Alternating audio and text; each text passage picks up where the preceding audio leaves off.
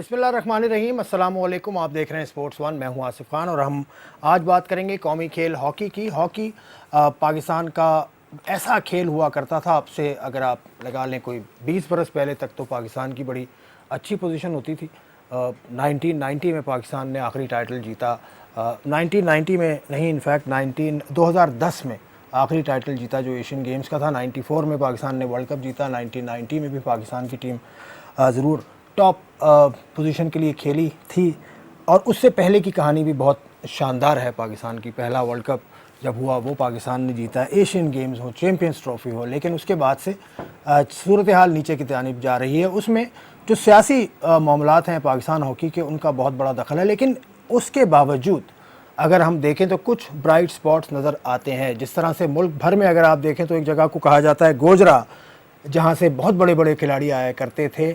लेकिन इस वक्त मैं कहूँगा कि सबसे अच्छी नर्सरी हॉकी की वो कराची है, because of the Karachi hockey association. 2016 से, ख़ास तौर से सितंबर 2016 से जिस तरह से काम हो रहा है वो हम अपनी आंखों से देखते चले आ रहे हैं। एक खंडर नुमा जगह थी, नीपा चौरंगी जो कराची का इलाका है, वहाँ ये वाक़ है।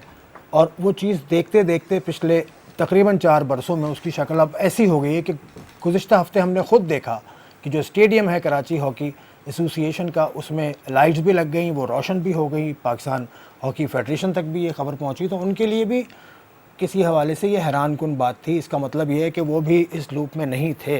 लेकिन एक खुशाइन चीज़ है, वहाँ बच्चे ट्रेनिंग भी कर रहे हैं, फ्री ऑफ कॉस्ट ट्रेनिंग करते हैं। महंगा खेल है ज़रूर, हॉकी स्टिक आपको लेनी है, उसके अलावा ट्रेनिंग, डाइट, किट और भी बहुत सारी चीज़ें हैं। आजकल के हालात, और फिर सोने पर यूँ कह लीजिए, बल्कि सोने पे सुहागा नहीं कहना चाहिए इसको, कि एक और मुश्किल पे ऊपर एक और मुश्किल ये आ गई कि इस पेंडेमिक के दौरान जहाँ तमाम खेल बंद हैं, वहाँ पर किस तरह से ये सूरत हाल चल रही है। इस सारी कारगुजारी के पीछे जो आप स्क्रीन पर देख भी रहे हैं, कराची हॉकी एसोसिएशन बहुत ज़्यादा फ़ाल है। ख़ासकर जो 2016 में बॉडी बनी है, जिसके हेड हैं डॉक्टर जुनैद अली शाह, एक मारूफ सर्जन है, सब आप उनको जानते हैं, और उनके अलावा हैदर हुसैन। तो हैदर हुसैन हमारे साथ आज के प्रोग्राम में मौजूद हैं, सेक्रेटरी हैं कराची हॉकी एसोसिएशन के। और जिस तरह से ये काम कर रहे हैं पिछले 4 सालों में, तो यकीनन बहुत ज़्यादा रखने भी आते होंगे, मुश्किलात भी आती होंगी। जिस तरह से हमने देखा है खेलों की जो ज़मीनें हैं उन पर कब्ज़े और उनके ऊपर शादी हो और उनके ऊपर दूसरी एक्टिविटीज़, तो फिर कानूनी चाराजोई या कानूनी जंग की भी इनको ज़रूरत पड़ती है। तो उसके लिए भी एक काबिल आदमी इनके साथ मौजूद हैं। आमिर अज़ीज़ लीगल एडवाइज़र हैं कराची हॉकी एसोसिएशन के, वो भी हमारे साथ आज के प्रोग्राम में मौजूद हैं। दोनों साहिबान का बहुत शुक्रिया, अस्सलाम वालेकुम। और दोनों आपको नज़र तो साथ आ रहे हैं, लेकिन सोशल डिस्टेंसिंग का हमने ख्याल रखा हुआ है, तो दोनों दूर बैठे हैं। हालात बड़े ख़राब हैं। हैदर साहब, आपसे मैं शुरू करता हूँ। 2016 से पहले आप भी देखते होंगे इस कराची हॉकी एकेडमी को, क्या सूरत हाल थी, क्या मसाइल थे यहाँ? आज भाई 2016 से पहले मैं इतना ज़्यादा मेरी इन्वॉल्वमेंट नहीं थी, इसलिए कि मैं जब पाकिस्तान टीम मैंने छोड़ा था तो मैं हॉलैंड चला गया था खेलने के लिए। उसके बाद फिर अपना बिज़नेस देख रहा था, हबीब बैंक में था, तो मेरी इतनी इंटरफेरेंस नहीं था। लेकिन 2016 में जब इलेक्शन हुए उसमें मैं खड़ा हुआ और उसमें इलेक्ट हुआ, तो उसके बाद से जब हमने चार्ज लिया और जुनैद अली शाह ने चार्ज लिया, तो बहुत ही बुरी हालत थी। मतलब बैठने तक की जगह नहीं थी, ऐसी कंडीशन थी कि हम जा भी नहीं सकते थे। और जुनैद अली शाह ने फिर जो है ना पर्सनली इंटरेस्ट लेके उस जगह को बैठने के काबिल बनाया। और हालांकि उनको बहुत हर्डल्स आई हैं, उनसे कहा गया कि ये मुर्दा घोड़ा है, आप इस पर कहाँ टाइम वेस्ट कर रहे हैं। बहुत सारे लोगों ने, हॉकी प्लेयर्स ने, ओलंपियंस ने कॉल्स करी कि सर आप, बड़ी इंसल्ट हो जाएगी आपकी, बड़ी प्रॉब्लम में आ जाएंगे, आप छोड़ें, आप किन कामों में पड़े हुए हैं। लेकिन जुनैद अली शाह का एक अज़म था और उन्होंने कहा कि यार बनी बनाई चीज़ तो हर कोई लेता है, अब ये भी देखते हैं कि जो नई बनी हुई उसको हम बिल्डअप करें। ठीक है, जुनैद अली शाह अपने वालिद साहब की लेगेसी को यकीनन आगे ले जाते हुए डॉक्टर शाह साहब के नाम से मशहूर साबिक सूबाई वज़ीर खेल थे, बहुत ज़्यादा उन्होंने काम किया। और उसके बाद से हमने देखा कि हॉकी के अलावा भी बहुत सारी उनके ज़ेर निगरानी काम हुए। लेकिन जब 2016 में ये मामला शुरू किया, हैदर हुसैन जैसे बता रहे हैं, तो बहुत ज़्यादा रुकावटें थी, जिसमें कानूनी उमूर भी थे। तो उसके लिए आमिर अज़ीज़ साहब, आप भी इनके साथ लगभग उसी टाइम आए। मैं 2016 से तो क्या मसाइल, कौन कौन से मसाइल इन्होंने आपके सामने रखे? देखिए, सबसे पहला मसला जो हमें नज़र आया वो तो इस ग्राउंड की हैसियत का था, क्योंकि इस ग्राउंड पे जिसमें इस वक्त माशाल्लाह एक फुली लिटेड स्टेडियम है कराची हॉकी एसोसिएशन का, वहाँ पे कब्ज़ा हुआ था और वहाँ पे शादी हॉल्स खुले हुए थे। और वो शादी हॉल जो थे वो ज़ाहिर बात है वो पर्सनल गेंस के लिए थे, वो लोगों की अपने मफाद के लिए थे। तो सबसे बड़ा मसला ये था उसको खाली करवाना था, तो उसके लिए लीगल नोटिस वगैरह भेजे गए, पूरी एक कानूनी कार्रवाई की गई, उसमें रेंजर्स को बाकी इदारों को भी शामिल किया गया और फिर उसको कब्ज़े को उनसे लिया गया। अदालत में जहाँ तक हम जा सकते थे वहाँ तक अदालत में भी गए उसके लिए, और जो मामलात हो सकते हैं कानूनी वो तमाम मामलात बरूए कार लाए गए और उसके बाद वो कब्ज़ा हासिल किया गया। तो सबसे पहली चीज़ तो ये थी कि कब्ज़ा जो है वो लिया जाए।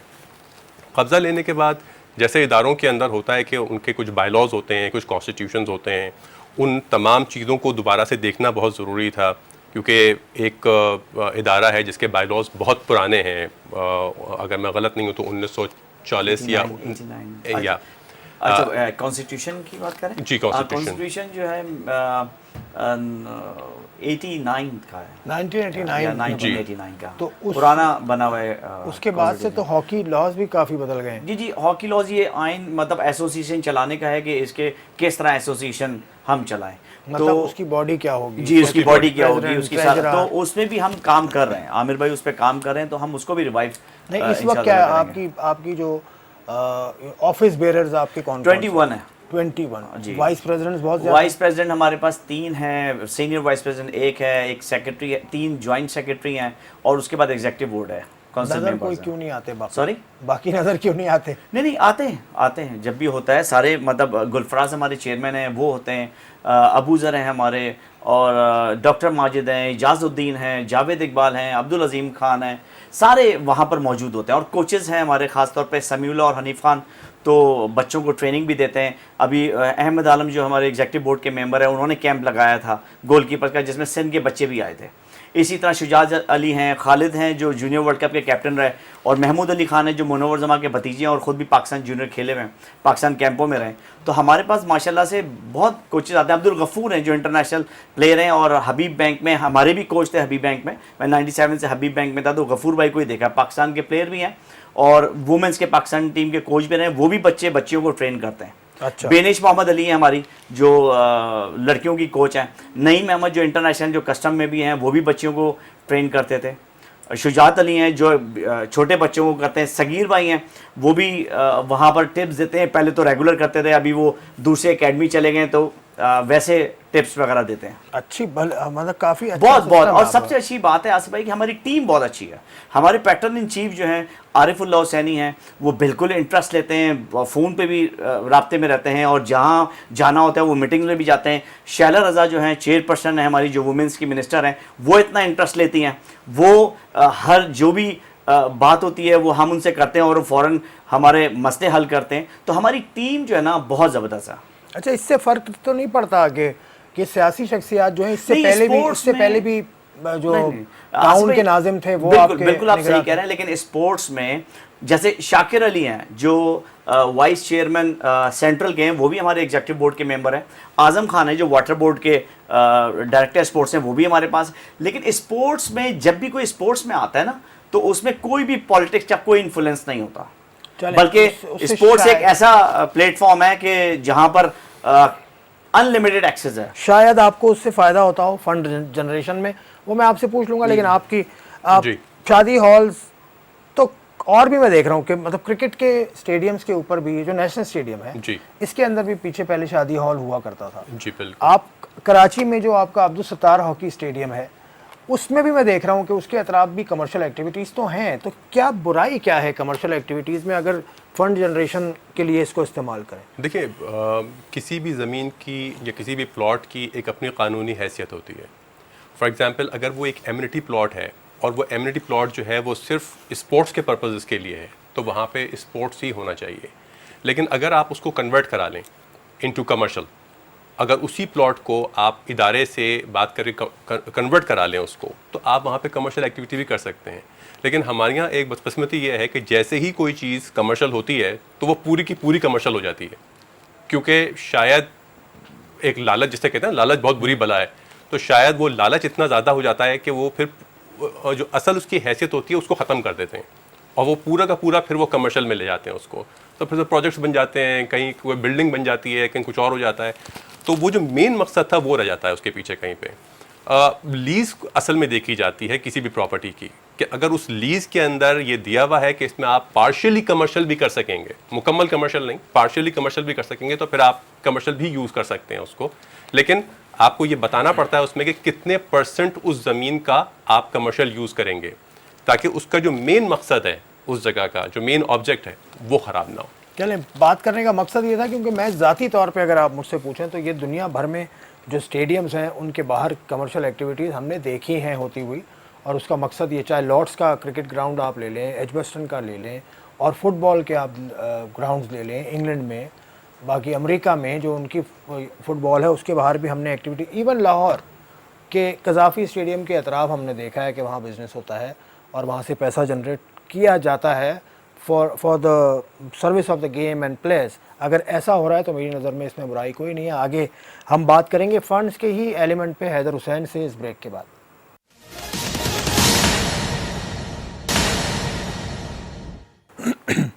Welcome back to sports one. Hockey मामलात, ख़ास तौर से कराची हॉकी एसोसिएशन के मामलात पर हम बात कर रहे हैं। सितंबर 2016 से जो नई इंतज़ामिया है वो हमारे सामने यहाँ बैठी है, और बहस ये थी ब्रेक से कबल कि जब आप मामलात चलाएंगे अच्छी तरह तो उसके लिए आपको पैसा चाहिए। इट्स वेरी वेरी सिंपल, और उसके लिए जनरेशन की कोई एक्टिविटी आप करें। मेरी बहस ये है कि कोई बुराई नहीं है हैदर हुसैन साहब, फिर फंड्स कैसे जमा करें? अगर आप बना लें ऐसी कोई एक्टिविटी, आपकी जो कराची हॉकी एसोसिएशन है उसका अगर पीछे वाले एरिया से हम जाएं तो वहाँ तो बसेस खड़ी होती थी जो कि क्रिकेट बोर्ड इस्तेमाल कर रहा था। जब यहाँ पर PSL या श्रीलंका की टीम आई थी तो वो बसेस पीछे खड़ी थी। उसका भी मुझे नहीं लगता कि आपने किराया कोई चार्ज किया होगा या नहीं। आपने किया था कुछ चार्ज? नहीं किया ना। हमारे पास पाकिस्तान क्रिकेट बोर्ड से रिक्वेस्ट आई थी कि हमें कुछ वहाँ पर, आपको पता है इतना सिक्योरिटी पर्पस की वजह से वहाँ पर पार्किंग की जगह नहीं थी, तो ये हमारा फर्ज बनता है अगर कोई भी स्पोर्ट, सिर्फ क्रिकेट बोर्ड नहीं, क्यों फर्ज बनता है? आसिफ भाई, जगह हमारे पास खाली है और अगर कोई यूटिलाइज करना चाह रहा है कुछ दिन के लिए, और वो हमारे कराची हाइट्स के लिए हैं, मतलब लोग वहाँ पर कर नहीं सकते। हमारे पास जो जगह है, इधर इतनी बड़ी जगह कहीं है नहीं, तो इसलिए हमने उनको इजाज़त दी थी कि आप करें, कोई इशू नहीं है। ना हमने कोई उनसे डिमांड करी पैसे की, और ना उन्होंने कोई हमें कोई। चले 5 रोज़ की एक टेस्ट मैच हुआ था यहाँ पर, बाकी पाकिस्तान सुपर लीग के मैचेस हुए, ठीक है, आपने नहीं किया, आपकी मर्ज़ी, क्योंकि हमने ट्रैवल किया, हम पीछे जाते थे और लेकिन इसमें बुराई है क्या? अगर वहाँ कितनी बड़ी आपके पास जगह, को मेरे ख्याल 5 एकड़ तो होगी जगह, जी 6 एकड़ तक, 6 एकड़ जो अंदाजे से लगता है, उस 6 में से आपकी आधा एकड़ आपकी बिल्डिंग्स हैं, और मैं अपने ऐसे अंदाजे से बता रहा हूँ। बाकी पीछे आप चाहें तो हॉकी का एक और स्टेडियम बना सकते हैं, जिम्नेजियम आपने बना लिया, तो कैसे इसको और बेहतर कर सकते हैं? एक्चुअली आसिफ भाई, अभी हमारा जो इंशाल्लाह ताला नेक्स्ट फेज़ है जो 2021 में इंशाल्लाह ताला, मुझे बहुत होप है चीफ मिनिस्टर सैयद मुराद अली शाह से कि हमारा 44 रूम का हॉस्टल मेरे ख्याल से स्टार्ट हो जाएगा। और ये जब स्टेडियम हमारा स्टार्ट हो गया तो आप समझे कि पाकिस्तान के कैंप, इंटरनेशनल मैचेस सारे यहाँ पर होंगे, और यहाँ पर आपको पता है पार्किंग का कोई इशू नहीं है। तो उसके बाद पाइपलाइन में हमारा स्विमिंग पूल है इंटरनेशनल लेवल का, उसके बाद हमारा जिम्नाजियम है, काफी हद तक तो बन गया है। सॉरी जिम्नाजियम जी, वो तो हमने अपनी मदद आप बनाया ना, लेकिन सिंध गवर्नमेंट की तरफ से जो हमारा प्रपोजल गया हुआ है और वो पाइपलाइन में है, जिसमें स्विमिंग पूल है और मल्टीपर्पज हॉल है जिसमें सारे स्पोर्ट्स हैं इंडोर के ऑलमोस्ट, और बास्केटबॉल कोर्ट भी है, टेबल टेनिस भी है, लॉन्ग टेनिस भी है, स्क्वैश भी है, और उसके बाद जो है हमारा हॉस्टल है।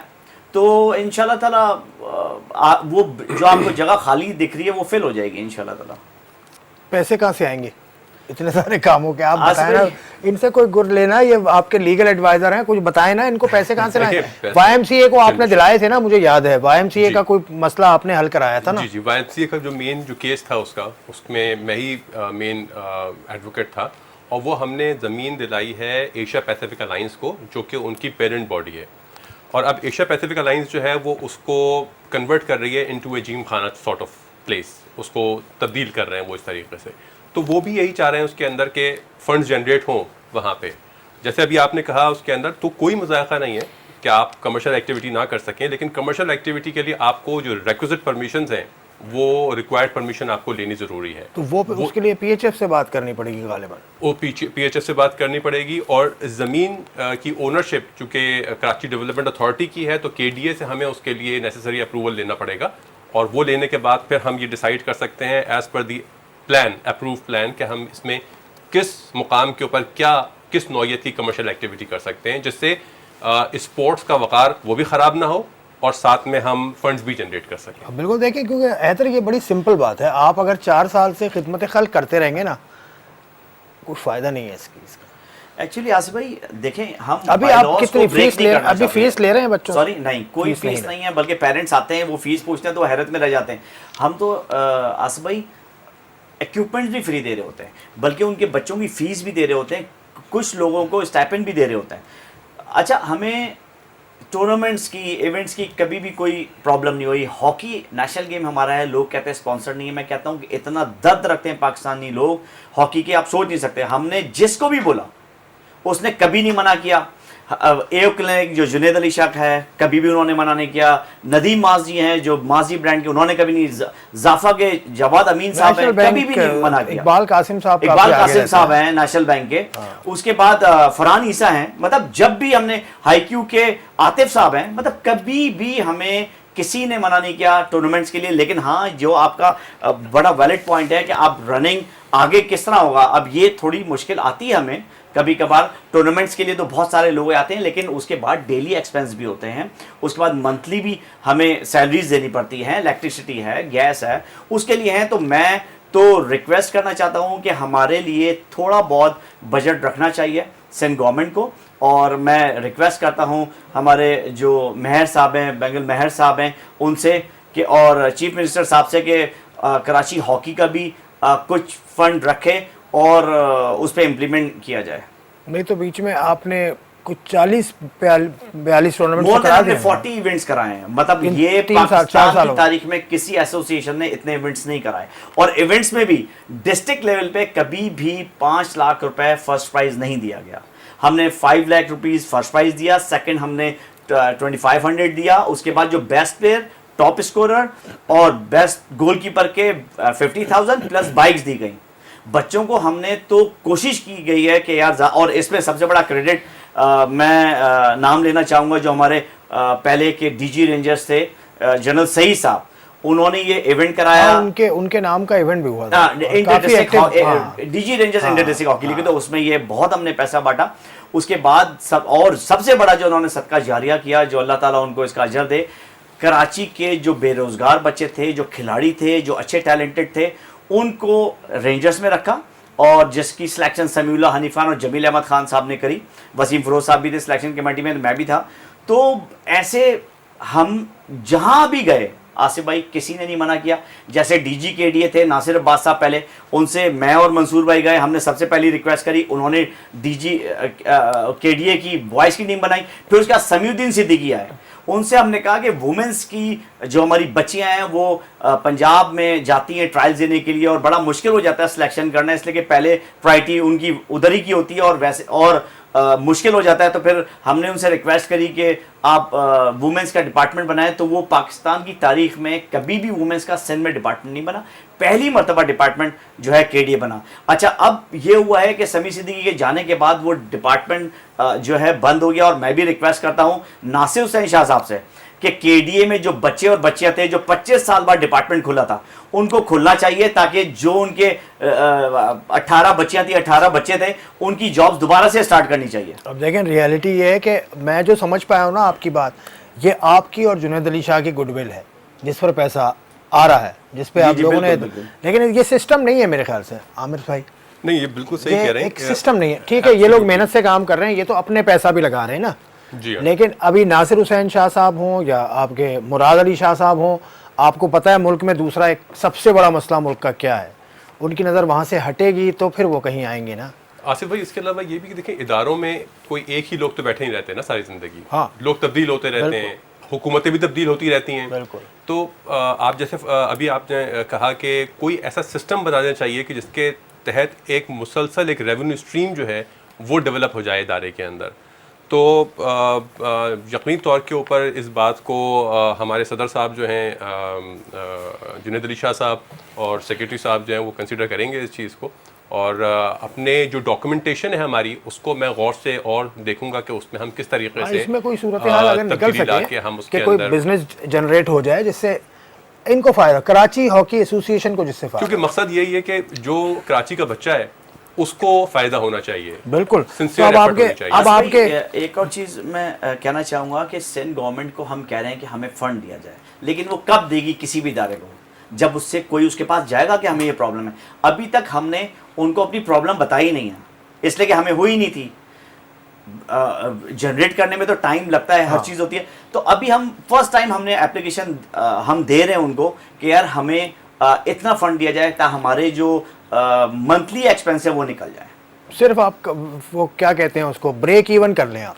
बिल्कुल चलें ये जी, भी क्वार्टरली चलें। तो आपके अभी पाइपलाइन में क्या इवेंट्स हैं? अभी तो खैर हालात ठीक पाइपलाइन में हैं। सबसे पहले प्रेसिडेंट पीएचएफ का इवेंट है। जैसे ही हमारा ये इसे लॉकडाउन से हम फ्री होंगे और इजाज़त मिलेगी तो सबसे पहले हम प्रेसिडेंट पीएचएफ फ्लडलाइट्स कराएंगे। उसके बाद हमारा पाइपलाइन में जो है बेनज़ीर गोल्ड कप है, जो शैलर से डिस्कस हुआ था, हमारा बहुत पहले से था लेकिन हम लेट हो गए। उसके बाद हमारा जो है गवर्नर गोल्ड कप है, जो पाकिस्तान हॉकी फेडरेशन ने हमें दिया हुआ है, वो हमने कराना है। और फिर एओ चैंपियंस ट्रॉफी है, मुनव्वर जमा है, अब्दुल वहीद खान है, उसके बाद अनवार अहमद खान है। बहुत सारे हमारे पाइपलाइन में इवेंट्स चल रहे हैं। और सराज साहब जो एसएसपी थे, इजाज साहब जो हमारे वाइस प्रेसिडेंट हैं, उनके फादर, उनकी बड़ी खिदमत है, उनके नाम का टूर्नामेंट कराना है। इत्तक साहब जो 30 साल से सेक्रेटरी रहे, सबसे पहले आते ही हमने वो इवेंट कराया था, उनका अभी हमने दोबारा इवेंट कराना है जो हमने 2017 में कराया था। सही है, बहुत सारी चीज़ें हैं पाइपलाइन में। कराची हॉकी एसोसिएशन की इन्होंने टूर्नामेंट्स गिरवा दिए पिछले तकरीबन 4 साल में। 42 के करीब तो टूर्नामेंट्स ये करा चुके हैं, 40 से ज़्यादा, और अब एक दर्जन भर टूर्नामेंट्स मज़ीद लगे हुए हैं। लेकिन हालात देखें क्या हैं। ब्रेक के बाद मज़ीद बात करते हैं।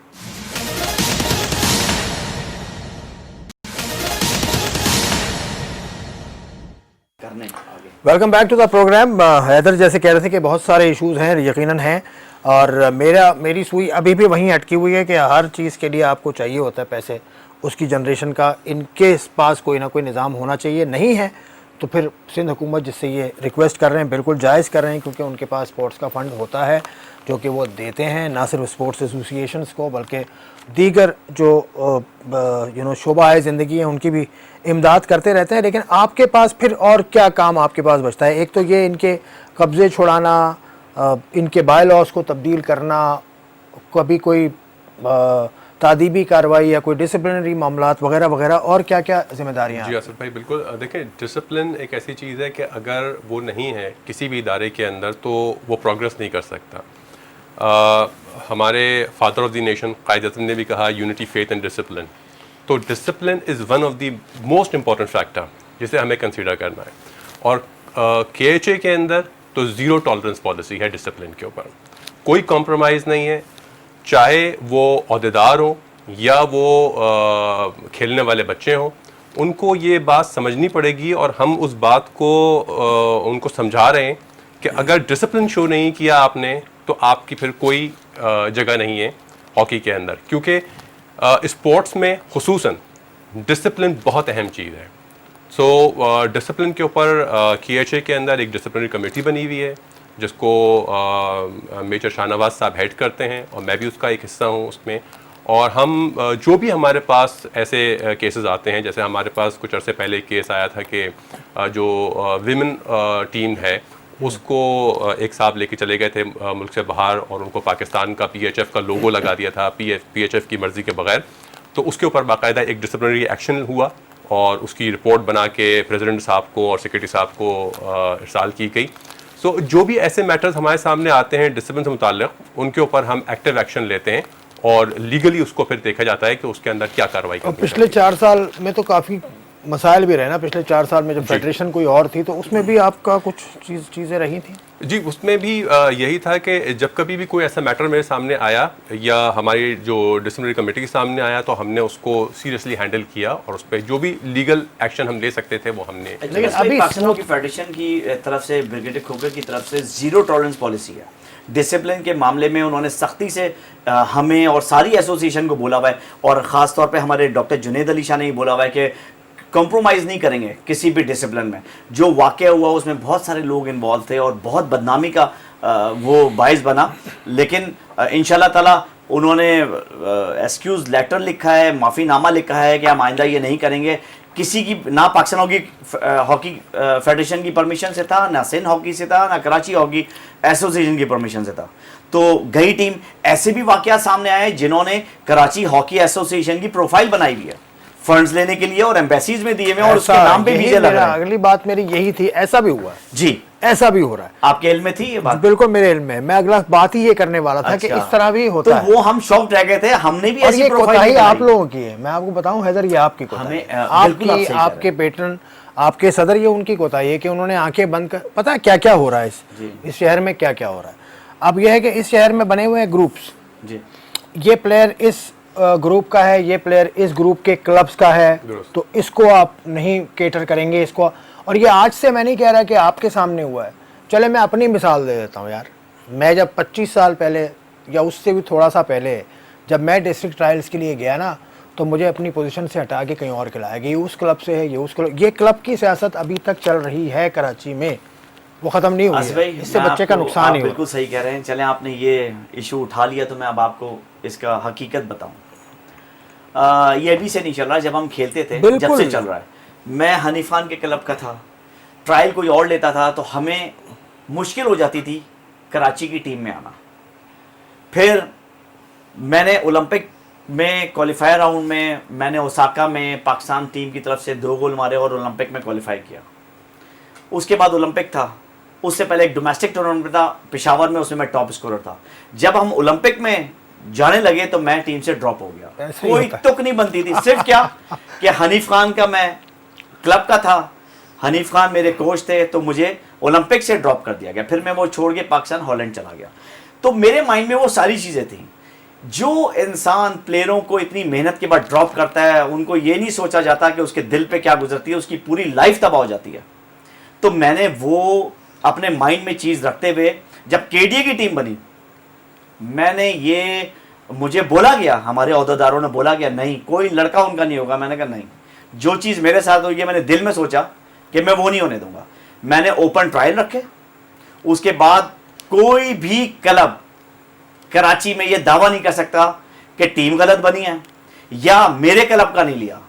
कोई एक लड़का नहीं कह सकता कि ये गलत टीम बनी है। हमने केडीए की टीम बनाई, उसके बाद हमने रेंजर्स की टीम बनाई, उसमें इस्लाउद्दीन एकेडमी के भी बच्चे थे, कामन अशरफ के भी बच्चे थे, जान मोहम्मद के भी भतीजे थे, वो थे। सारे क्लबों को हमने, हनीफ खान के भी थे, जो भी क्लब थे कराची में, हमने बिल्कुल उसको फेयर सिलेक्शन करी।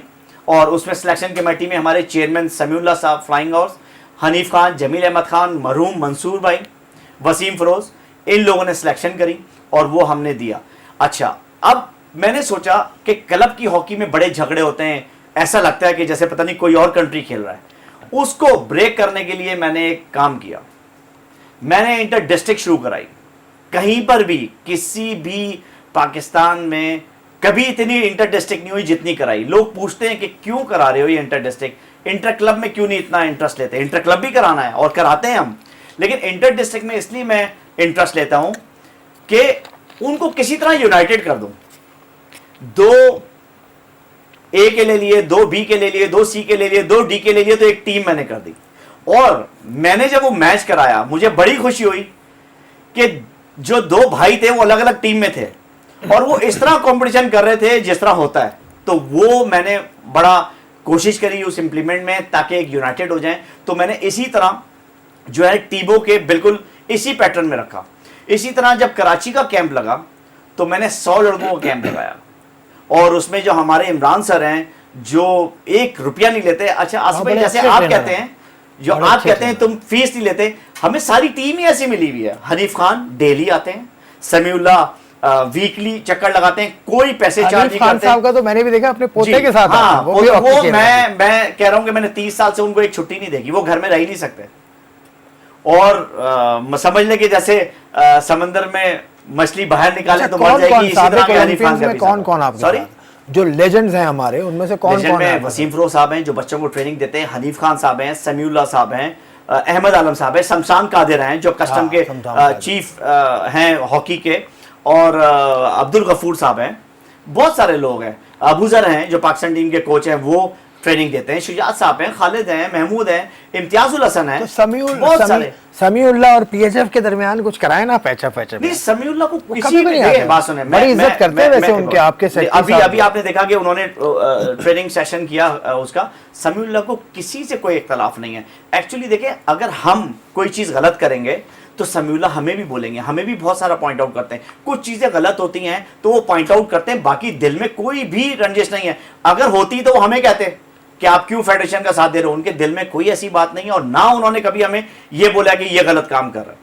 तो हमारी एक टीम बड़ी मजबूत टीम है, कराची हॉकी एसोसिएशन की, ये भी तारीख में पहली मर्तबा हुआ है कि इतना यूनाइटेड टीम बनी है। चले, आपको कैसा लग, बस मैं प्रोग्राम वाइंड अप कर रहा हूँ, आप बकौल लॉयर देखें, अगर इन्होंने, आपने कहा डिसिप्लिन, इन्होंने कहा यूनिटी, इसका मतलब आपकी छुट्टी हो गई, कोई केस नहीं आना। नहीं, मैं सिर्फ ये देख रहा था कि जिनकी टीम की बात कर रहे हैं उसमें हैदर मेरा नाम भूल गए, क्योंकि मैं भी 2016 से बिला मुआवजा मेरी अजीज लॉ एसोसिएशन बिल्कुल। चले, अल्हम्दुलिल्लाह, इसी नोट पे प्रोग्राम को हम करते हैं ख़त्म। जो लीगल एडवाइज़र हैं आमिर अजीज़, उन्होंने कहा कि डिसिप्लिन, हैदर हुसैन जो सेक्रेटरी हैं KHA के, उन्होंने कहा कि यूनिटी, तो अब रह गया फिर फेथ, क्योंकि जब ये दोनों चीज़ें आ जाएंगी, क्योंकि unity is the biggest problem I think, जब ये दोनों चीज़ें आ जाएंगी तो फेथ तो ऑटोमेटिकली आ जाएगा, क्योंकि फेथ ही की कमी है हॉकी के ऊपर ख़ासकर, क्योंकि पाकिस्तान की हॉकी टीम का जो है ना बिखरा हुआ है। अभी 2 रोज़ पहले ख्वाजा जुनैद साहब से भी हमारी बात हुई, वो भी काफ़ी कुछ ऐसी बात कर रहे थे कि उनके भी प्लान्स हैं। आसिफ बाजवा साहब से 2 हफ्ता पहले हमारी स्पोर्ट्स 1 में बात हुई थी, तो उनके प्लान्स भी काफ़ी हैं। 5 अ साइड हॉकी जिसको वो देखना चाहते हैं, FIH के हवाले से, FIH के साथ उनकी कोई बातचीत भी इस हवाले से चल रही है, लेकिन वो एक अलग मौजू है, उस पर बात करेंगे। आज के प्रोग्राम में हमने कराची हॉकी एसोसिएशन के मामलात पर गुफ्तगू की। उम्मीद है कि आपको काफ़ी कुछ सूरत हाल वाज़ेह हुई होगी। अगले प्रोग्राम तक के लिए इजाज़त, खुदा हाफिज़।